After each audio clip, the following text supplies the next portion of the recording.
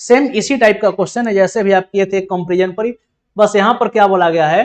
कि energy, velocity और time को आप मान लीजिए फंडामेंटल क्वांटिटी, तब बताइए कि सरफेस टेंशन किस पर डिपेंड करेगा। तो देखिए सबसे पहले आप मान लीजिए कि सरफेस टेंशन क्या होता है, तो फोर्स पर यूनिट लेंथ,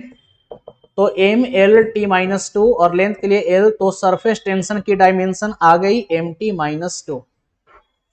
अब क्या करेंगे, तो यहां पर सिंपली आप मान लीजिए कि सरफेस टेंशन ये डायरेक्टली प्रोपोर्शनल है एनर्जी के पावर x का, वेलोसिटी के पावर y का और टाइम के पावर z का। तो सरफेस टेंशन के लिए हम लिख सकते हैं एम टी माइनस टू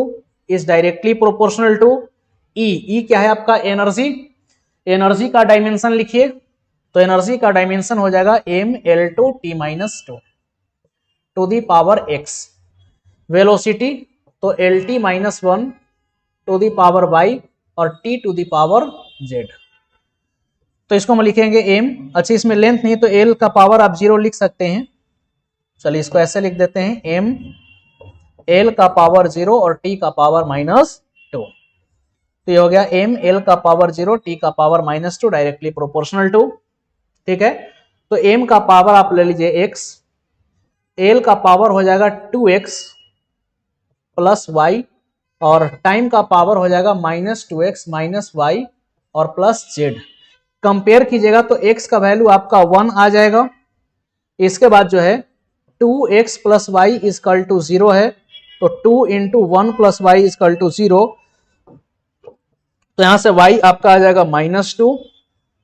और z की अगर हम बात करें तो minus two x minus y plus z equal to minus two, तो ये तो हो जाएगा माइनस टू, y आया है माइनस टू, तो ये हो जाएगा प्लस में 2 और plus z equal to minus two, z equal to minus two. चलिए ये 2 है, ये z है, ये 2 है,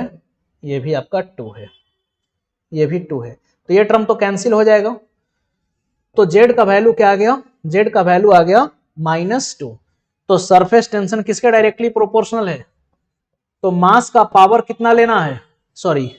एनर्जी है, तो एनर्जी का पावर x यानी कि एनर्जी का पावर 1 ही रहेगा,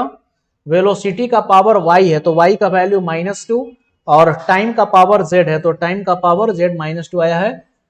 तो e v to the power minus two and t to the power minus two, यानी कि इसका जो सही आंसर है ये हो जाएगा ऑप्शन नंबर 2।